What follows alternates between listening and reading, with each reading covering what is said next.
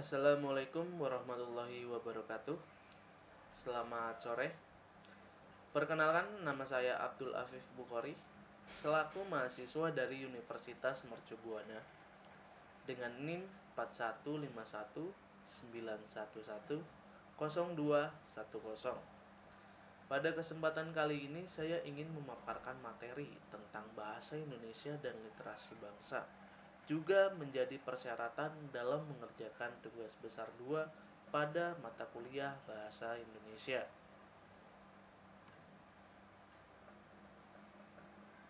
Sebelum memasuki materi, mari kita cari tahu terlebih dahulu apa itu literasi.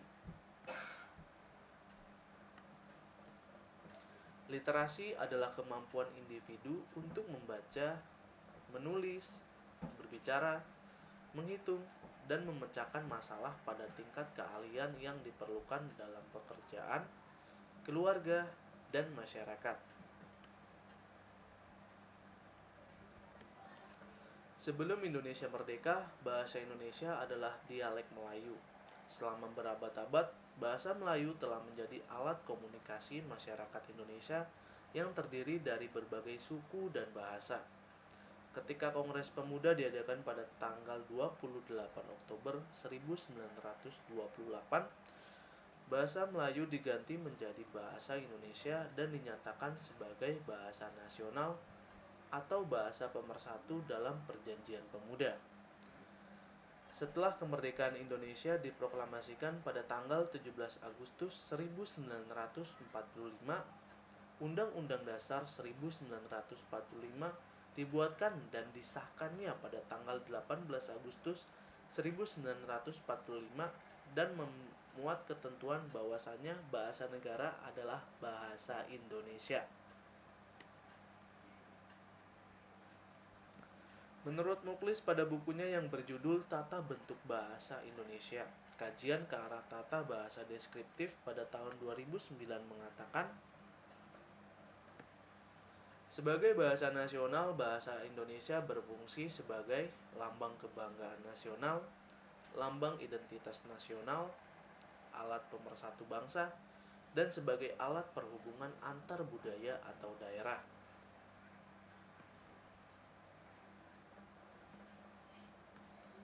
Berdasarkan pernyataan tersebut dapat disimpulkan bahwasannya bahasa Indonesia sebagai bahasa nasional Indonesia memiliki beberapa fungsi.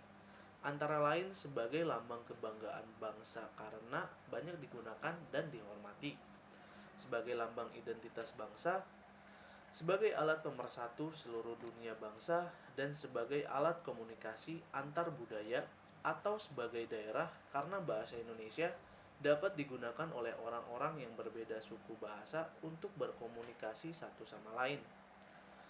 Oleh karena itu, keterampilan bahasa adalah aset penting untuk berkomunikasi dengan orang lain. Juga literasi merupakan bagian yang sangat penting dari keterampilan berbahasa yang harus dikuasai. Literasi merupakan aset utama, terutama bagi anak nantinya dalam proses pembelajaran. Kemampuan literasi anak-anak terus mempengaruhi pendidikan masa depan mereka.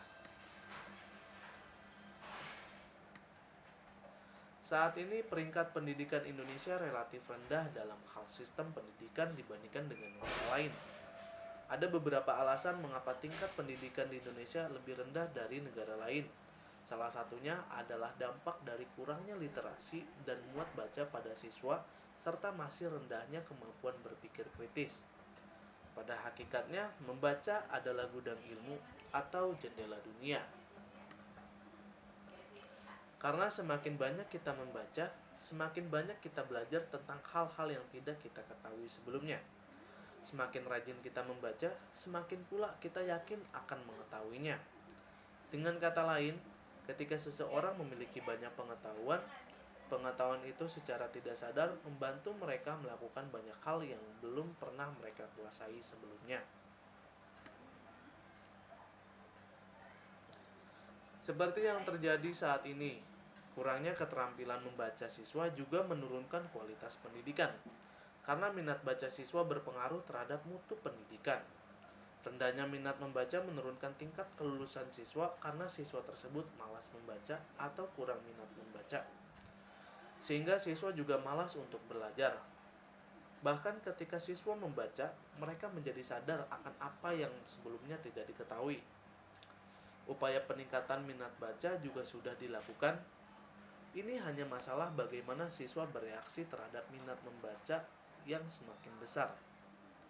Karena membiasakan membaca dapat meningkatkan prestasi akademik yang awalnya turun.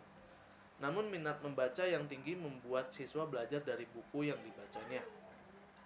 Hal ini meningkatkan prestasi siswa. Selain itu, memperluas wawasan mereka dan pengetahuan siswa juga diperkuat melalui membaca. Bagaimana cara meningkatkan literasi? Yang pertama, menumbuhkan kesadaran pentingnya membaca. Hal pertama dan terpenting yang dapat dilakukan oleh guru untuk meningkatkan keterampilan membaca siswanya adalah menyadari pentingnya membaca. Siswa yang tidak suka membaca buku pada awalnya menyukainya, bahkan menjadikan membaca sebagai kebiasaan yang baik. Yang kedua, membaca 10 menit sebelum kegiatan belajar mengajar.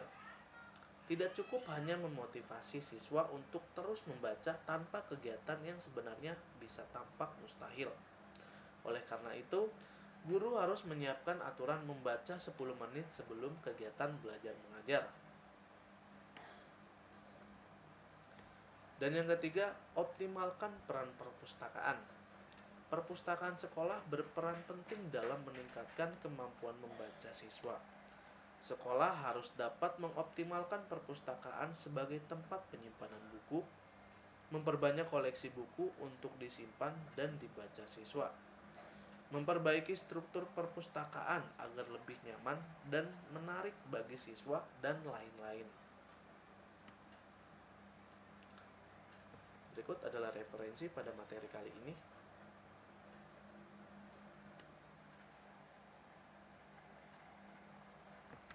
Sekian dan terima kasih. Assalamualaikum warahmatullahi wabarakatuh.